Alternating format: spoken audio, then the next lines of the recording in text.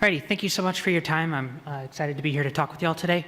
I want to make note that this paper was just published yesterday in the International Journal of Radiation Oncology under a new name, so if you're looking for our work, this is what it's now called. I have no financial interest to declare. So I like to start these talks off with an overview of where we're going. What we're looking at is a T2-weighted MRI of a prostate. And I have aligned whole mount pathology that has been annotated by a pathologist into MR space. In yellow, we see a grade 4 fused gland. In green, a grade 3 tumor, and then benign atrophy in black. And then we've trained a machine learning model to predict cell density as well as lumen density in MR space. And you can see that it overlays pretty well with the grade 4 fused gland tumor. So prostate cancer accounted for 1 in 5 new cancer diagnoses in 2017. It's 160,000 new cases, so it's kind of a big deal in the United States.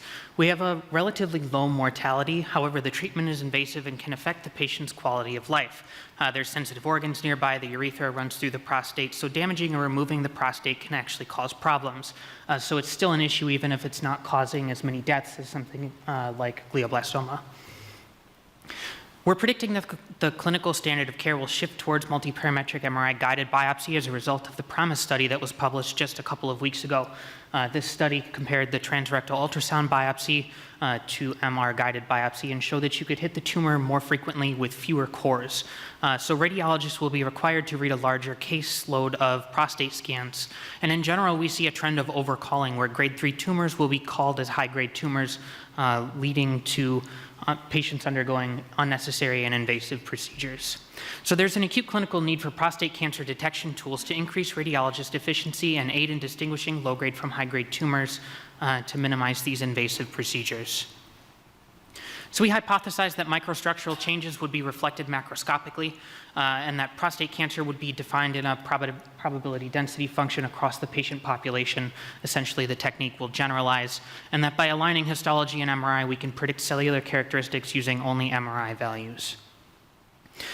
We prospectively recruited for the study, and 39 patients were included. They underwent multiparametric MRI 2 weeks prior to a radical prostatectomy. We acquired a T2 focused diffusion with 10 B values and dynamic contrast enhanced imaging, and then we did whole mount histology post-surgery. So with the patient's clinical imaging, we took the organ post-surgery and wrapped a surface around the T2 weighted image to create a custom patient-specific 3D printed slicing jig, allowing us to slice the prostate in the same orientation as the MRI. We then take these samples, H&E stain them, and digitize them, send them to a pathologist to be annotated, and then align them using a control point co-registration technique into the MRI space. We do this by manually placing control points on known locations in both the histology and the MRI and writing a nonlinear transform to get the tissue into MRI space. As we're doing this, we're going to warp the pathologist's annotations as well as binary masks, giving us essentially a three-dimensional volume of pathologist annotations in MRI space. What we're seeing here is high-grade tumors in pink and yellow, grade 3 tumor in green, and then benign atrophy again in black.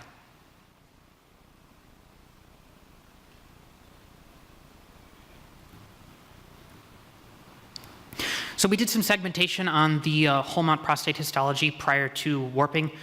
We wanted to segment epithelium and lumen density, and this is notable as prostate cancer progresses, the gland walls, the epithelium begin to grow as the glands fuse together and the lumen closes. So we would expect that as cancer grade increases, our epithelium density would increase and our lumen density would decrease. Note that this is a separate and independent measure from our pathologist annotated Gleason grade, and the machine learning model will predict these metrics. We wanted to make sure that our segmentation was working properly, so a poor high school student had to sit down and manually annotate a number of slides, which we compared to our automatic segmentation. We found that we were highly accurate for the lumen and a little bit less accurate for the epithelium, and we hypothesized that this was because the epithelium looks a lot like the connective tissue that we see connecting the glands. We're currently working on techniques to improve this. So we take our data set of whole mount slides and take an average value in each of our MR contrasts per pathologist annotated lesions. And then we'll pair this with the average lumen and epithelium density that we warp from histology space into MRI space. We included 6 contrasts, 3 ADCs, B0, and then a delta T1 and a T2. I want to note that we included 3 ADCs here because of our lab's prior work showing that different B-value combinations for these ADCs stratify different prostate cancer grades better or worse. So I did a learning curve analysis where I did a random stratification of patients, counting the number of lesions that were included in the data set, and I repeated this 10 times. I fit a curve to the data using a known and published equation. Error is equal to alpha times n to the beta plus gamma, where n is the number of training examples, and then alpha, beta, and gamma are constants. I took the limit as this equation approached infinity and then found where my curve hit 98% of that value and decided that that was where my model became stable. That happened at about 360 lesions, or about 10 patients worth of data. Thus, with my patient cohort of 39, we split into 2 training cohorts of 10 patients and then a single test cohort of 19. We're going to train a partial least squared regression equation with 1 latent variable on the MRI values, trying to predict the lumen and epithelium density. On cohort 1, we'll train model 1, and then on cohort 2, we'll train model 2, and compare them both on the same test set to get a side-by-side comparison in MRI space and hopefully show some generalizability. So these are what our maps end up looking like. We can see that the high-grade tumors here are located in pink and yellow, again, grade 3 tumors in green, and then benign atrophy in black. And what I want to note here in our top row, you can see that we're not exactly matching the pathologist annotation, and we believe that that's because there's still some human error that's involved in this process. However, we are picking up where the tumor is across both models. You can also see that in general, model 2 is outperforming model 1, but both of them, lumen and epithelium, model 1 and model 2, are identifying the high-grade tumors. We have a true negative along the bottom, just a grade 3 tumor, and all of our maps are cold. Several more examples here. Again, big grade 4 tumor here that all of our models are picking up. And you can also see in these examples that we are susceptible to some image noise. We're working our way through this. However, we think that this technique is something that's going to be interpreted by a radiologist, and we're not trying to replace the radiologist. So we find this acceptable at this time. Again, 2 more true negative cases. These patients do not have cancer, and there is no hotspots on our maps. So we evaluated our model's performance using a receiver operator characteristic. We found model 1 lumen have an area under the curve of 0.82, model 2 0.86. That mirrors what we saw on the maps, where model 2 slightly outperforms model 1.